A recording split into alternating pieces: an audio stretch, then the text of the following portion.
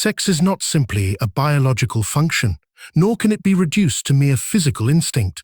To do so is to remain at the surface of its meaning and power. Beneath its biological urgency lies something far more expansive, an expression of the fundamental life energy that animates the psyche. Animates the psyche. What we commonly call as sex is but one manifestation of the libido, which is not confined to physical gratification. Libido is the inner current that moves through all acts of creation, desire, ambition, and even spiritual yearning. It is the pulse of life itself, and sex is its most concentrated form. To understand sexuality merely as an act between two bodies is to miss its symbolic weight. It is, in truth, a metaphor for the psyche's deepest drives. Desire, longing, attraction. All these experiences are not just about another person, but about something within the self seeking wholeness, expression, and transformation. This is why sexual energy, when repressed or denied, does not simply vanish. It mutates. It reappears in other forms: obsessive ambition, creativity, addiction, rage, or even religious ecstasy. The energy cannot be destroyed. It can only be redirected or distorted. It is the core current of psychic life. This energy emerges early in human development, shaping not only the physical maturation of the body, but also the architecture of the personality. It seeks connection, not only with others, but with aspects of the self that remain hidden or unknown. It is through sexual energy that the ego first encounters the unconscious, through dreams, fantasies, or even conflict. The tension between what is socially acceptable and what is felt internally often gives rise to repression, which leads to neurosis. Yet the neurosis is not the problem, it is the symptom. It is the psyche's way of signaling that a vital part of life energy has been denied or misunderstood. Civilization, for all its benefits, often treats sexuality as something to be controlled, moralized, or dismissed. But when we cut ourselves off from this root energy, we do not become more refined. We've become more divided. This division manifests as internal conflict, a sense of lifelessness, or even depression. For what is depression if not a withdrawal of energy from the conscious mind? Often, the libido has retreated because it has been forced out of acceptable expression. The result is a psychic starvation, a life lived without fire. To recognize sex as a symbol of life energy is to begin the work of reintegration. It is to admit that this force flows into all aspects of human life, into art, philosophy, love, fear, and even dreams. What a person desires in another is not simply the other, but the reflection of something missing in themselves. That is why sexual longing can feel sacred or overwhelming. It is not just a call to physical intimacy, but to psychological transformation. The other becomes a mirror, a key, a door.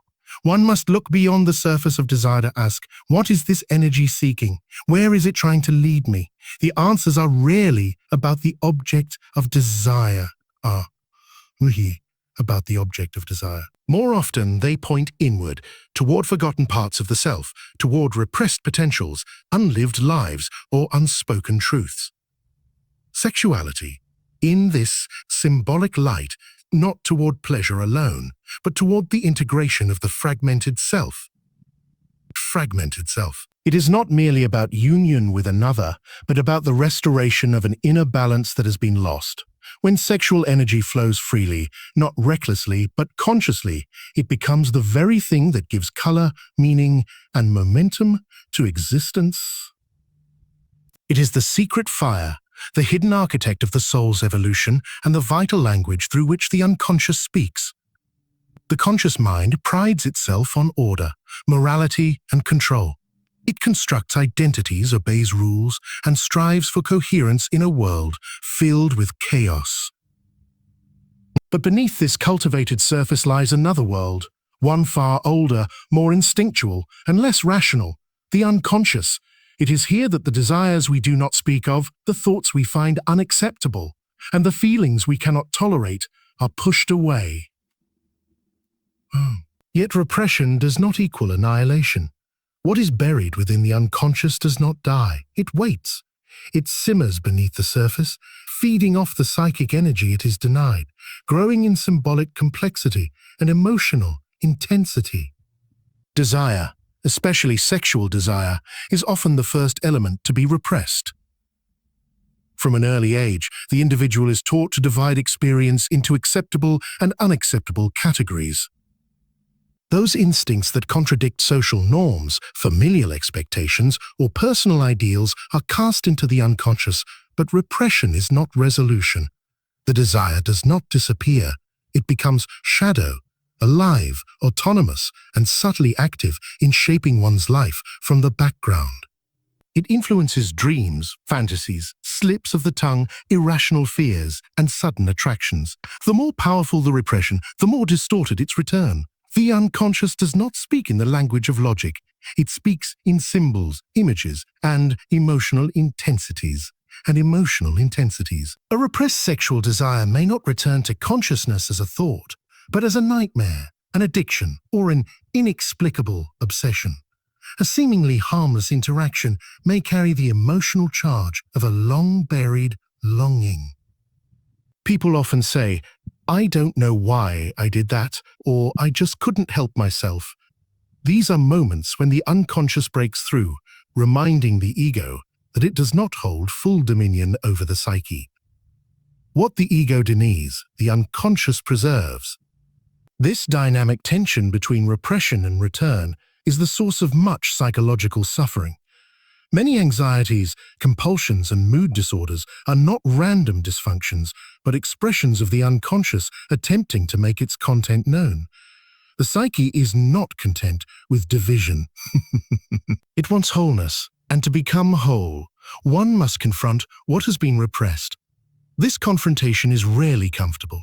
It requires facing the parts of oneself that contradict the chosen self-image, the respectable professional, the good parent, the loyal partner. But these masks are only partial truths. Behind them lies a more complete, more complicated self, driven in part by desires that society may not condone, but which the soul cannot ignore. There is a peculiar paradox in this. What one represses often holds the key to transformation. Sexual fantasies, shameful memories, taboo attractions, these are not mere psychological waste. They are messengers. They carry the energy of something vital, something that was once rejected not because it was evil, but because it was misunderstood or feared. When repression becomes a habit, it not only silences desire, but impoverishes the personality. A person becomes fragmented, out of touch with the richness of their inner life. Guided by unconscious motives they cannot see. They may project their repressed material onto others, condemning in them what they secretly deny in themselves. Judgments become mirrors. Hatred becomes a disguised form of identification. Reintegration begins not with indulgence, but with recognition. To admit to repressed desire is not to act on it blindly, but to acknowledge its existence as part of the inner landscape. In doing so, the individual begins to reclaim lost parts of the self, not to be ruled by them, but to integrate their energy into conscious life. Fonif. Sexuality is not only a biological impulse, it is a profound psychic event, a mirror that reflects the hidden architecture of the soul. What we desire, how we desire, and who we are drawn to often reveal far more about our inner world than about the external object of our attraction. In this way, sex becomes a psychic language, symbolic, layered, and deeply personal. It expresses the unconscious longings of the self, longings which may be inaccessible through reason or conscious reflection. Through sexual desire, the psyche reaches out to parts of itself that it has forgotten, denied, or never known. When someone experiences sexual attraction, it is rarely just about the body of the other. The attraction is often a projection, a reflection of something within the self that seeks to be reunited. One does not merely want the other, one wants to come into contact with an inner quality that the other seems to embody. The other person becomes a symbolic figure, holding traits or energies that lie dormant within the individual. Sexuality, in this way, is a dramatization of the psyche's effort to rediscover its lost or hidden dimensions. This is why sexual desire can be both ecstatic and terrifying. It threatens the carefully constructed boundaries of the ego. It demands surrender, not just of physical control, but of psychological certainty. In the moment of deep attraction, the self confronts its incompleteness. The persona, the social mask, begins to slip, and something more primal, more authentic, begins to emerge. The experience can feel destabilizing because it challenges the ego's illusion of autonomy. It reveals that we are not whole unto ourselves, that we are seeking union not only with another person but with a part of our inner life that has remained in shadow. Even sexual fantasies, often dismissed as irrelevant or shameful, serve as mirrors of the self. They are not simply indulgent thoughts. They are symbols. Each character, scenario, or impulse carries psychic meaning. What is longed for in fantasy is not only pleasure, but transformation. The mind constructs these images as a way of exploring internal conflicts, unacknowledged desires, and unrealized potentials. Interpreting them is not about moral judgment, it is about psychological insight. The fantasy reveals not what one should do, but what one must understand about oneself. Evil. The dynamics of power, vulnerability, dominance, submission, and ecstasy in sexuality are not just interpersonal, they are intrapsychic. They reveal how different parts of the psyche relate to each other. A person who longs for control may be attempting to compensate for inner chaos. One who seeks surrender may be yearning to release a burden of emotional rigidity. Through the erotic, we enact inner dramas that speak to the structure of our psyche. The bedroom becomes a symbolic theater where the unconscious expresses itself with unusual clarity. Attraction is not random. The people to whom we are drawn often carry traits that we have exiled from ourselves. They may embody qualities we have not allowed ourselves to develop: freedom, confidence, emotional openness, intensity, or vulnerability. In loving or desiring them, we are unknowingly drawn toward the unlived life within us. What we call chemistry is often the recognition of the self in the other, a resonance between the conscious and the unconscious. To explore sexuality with awareness is to begin a dialogue with the self. It is to look into the mirror and ask, not why do I want this person, but what does this desire reveal about me? In that reflection lies a path, not just toward pleasure or intimacy, but toward psychic integration. Through sexual desire, the self calls to itself, seeking not just connection, but completion. Within every individual lies a polarity, a psychological duality that mirrors the union of masculine and feminine principles within the human psyche. This is not about gender in the biological or social sense, but about archetypal energies that reside deep within the unconscious. In a man, the inner feminine aspect, the anima, serves as his soul image, an embodiment of emotional depth, intuition, sensitivity, receptivity, and connection to the inner world. In a woman, the inner masculine, the animus, appears as her internal logos, representing intellect, structure, will, rational clarity, and direction. These psychic figures are not inventions of the conscious mind, but autonomous energies that develop throughout life, shaped by personal experience and collective patterns. Sexual attraction, romantic obsession, and even deep emotional resonance with another person often arise because the outer individual carries the traits of one's own inner opposite. A man may fall deeply in love with a woman not simply because of who she is, but because she reflects the qualities of his own repressed or undeveloped anima. Likewise, a woman may be drawn to a man who seems powerful, intelligent, or emotionally elusive, not realizing that she is projecting her animus onto him. These projections are not delusions. They are symbolic expressions of a psychic need, the need to connect with what is missing or underdeveloped within the self.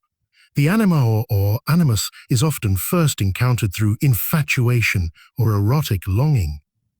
The beloved becomes a vessel for one's unconscious ideals, carrying the burden of psychic completion. But no person can sustain such a projection forever. Eventually, the outer relationship collapses under the weight of the inner demand. What was once intoxicating becomes disappointing, painful, or even hostile. This disillusionment is not a failure. It is an invitation.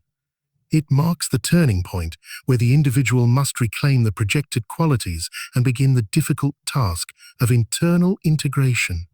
To integrate the anima, a man must confront the aspects of himself he has been taught to suppress. His capacity to feel deeply, to be vulnerable, to listen to intuition rather than pure logic. He must descend into the emotional body, face the images of the unconscious, and relinquish the rigid structures of ego control. The anima appears first as chaos or moodiness, but when integrated, she becomes the bridge to creativity, empathy, imagination, and spiritual insight. The woman, in integrating the animus, must confront the hardened voices within her that speak in absolutes, the inner critic, the moralizer, the authoritarian. At first, the animus may appear as a series of opinions or rigid beliefs that dominate her inner life. Through reflection and conscious engagement, these negative forms of the animus can be transformed. He becomes a source of strength, clarity, direction, and inner authority. When a woman integrates her animus, she no longer needs to seek validation from external structures of power. She becomes rooted in her own internal foundation. These inner figures also emerge in dreams, fantasies, and emotional responses. They are often personified, appearing as seductive strangers, wise guides, dangerous enemies, or elusive lovers. The key is not to obey or reject these figures blindly, but to engage with them, question them, and learn from them. They are not enemies or distractions. They are aspects of the self calling to be known. The work of integration is subtle and lifelong. It demands that one move beyond rigid identity, beyond the belief that masculinity must exclude sensitivity or that femininity must abandon strength.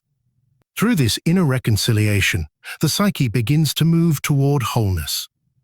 Sexual relationships become less about unconscious projection and more about conscious connection.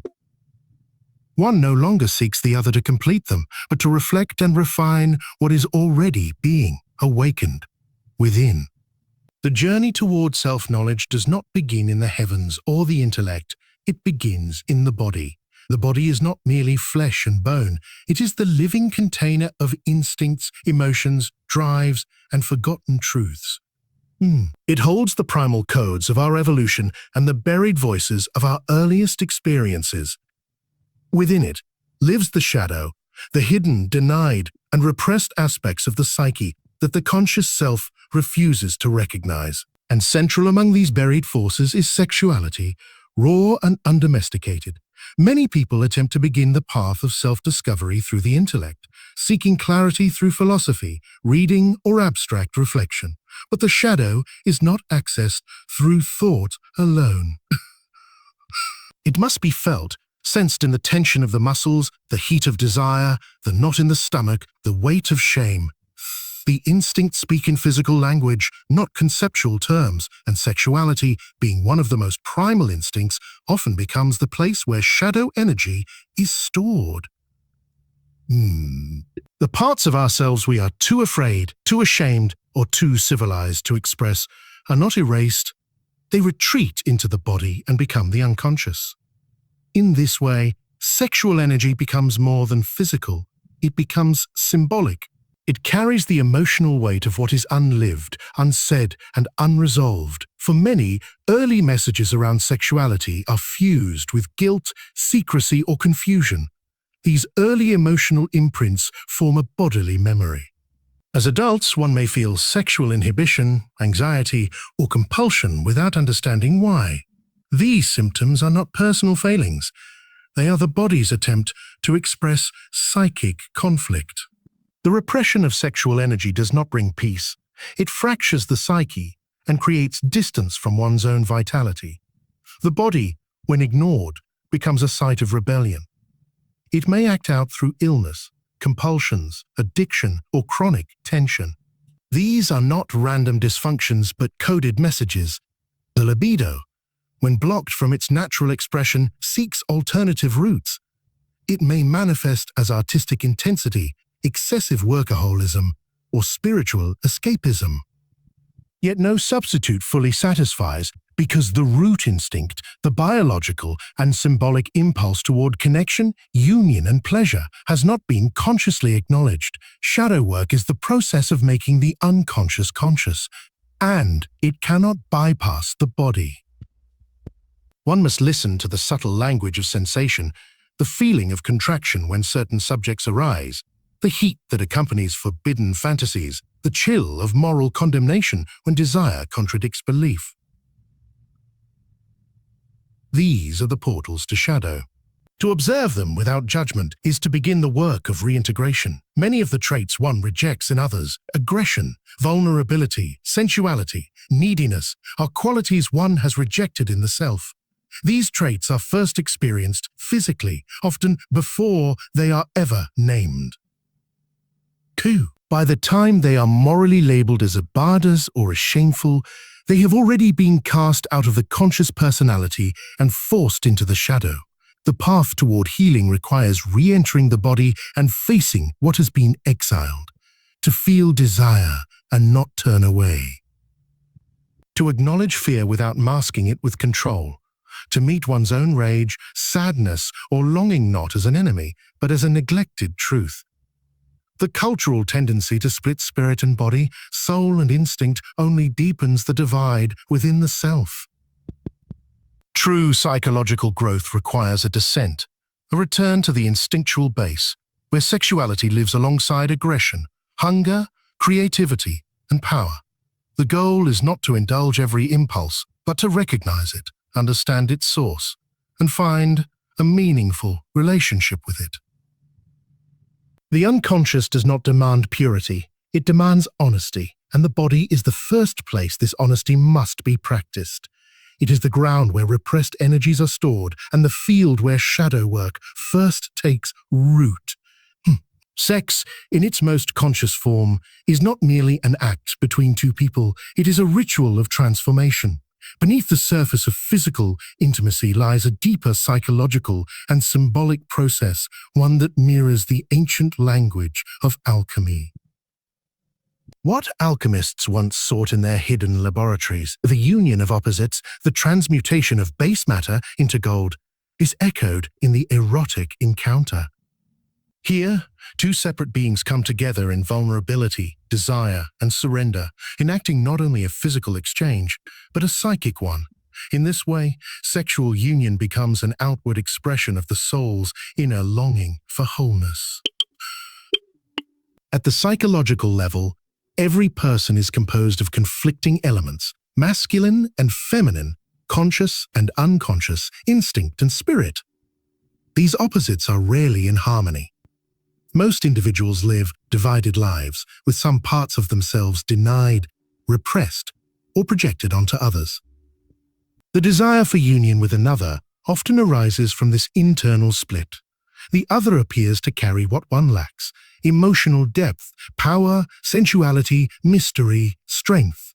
But what is really longed for in the other is the lost part of the self. The physical union becomes a sacred theater in which this deeper drama unfolds. In the erotic moment, the boundaries of the ego soften. The rigid control of the mind gives way to sensation, emotion, and instinct. The self becomes porous, allowing energies that are normally compartmentalized to flow into one another. If the experience is conscious, if both partners are present in body and psyche, then something more than pleasure occurs. There is a dissolution of separateness, an opening into a space where identity becomes fluid. This psychic melting down is what the alchemists called the nigrido, the blackening, the breaking apart of form before reconstitution can begin. In this symbolic darkness, one encounters not only the light of union, but also the shadow.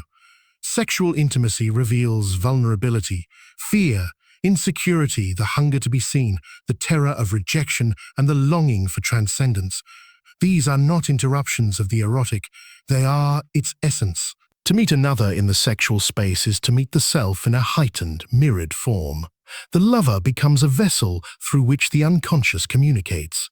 Each touch, each moment of surrender can carry emotional and symbolic meaning far beyond the physical act. One is confronted with their need for power or submission, their capacity to give or receive, their resistance to being fully present. Every dynamic in the bedroom echoes a deeper pattern in the psyche. The true alchemy begins when these elements are not rejected or suppressed, but embraced and understood. As the physical bodies entwine, the inner masculine and feminine also draw closer together. This is the symbolic conjuncture, the sacred marriage of opposites within. In myth and mysticism, this inner union is described as the path to awakening, the birth of the divine child, or the emergence of the whole self. Psychologically, it means that one is no longer ruled by unconscious projections or split identities. One becomes more integrated, more grounded, more capable of loving without illusion and being loved without fear. Importantly, this process does not require a partner. Sexuality itself, even in solitude, can become a symbolic path of inner transformation. The fantasies, resistances, longings, and pleasures experienced alone still reveal the structure of the psyche. Whether through relationship or solitude, the sexual instinct, when approached with awareness, becomes an alchemical fire. It burns away falsehood, reveals what is hidden, and pushes the self toward greater wholeness. The language of alchemy was never truly about material gold. It was about the transformation of the soul. Likewise, sex is not merely about physical gratification. It is a symbolic act that points to something far deeper, the integration of what has been divided, the return to what has been lost, and the reawakening of the self's forgotten totality.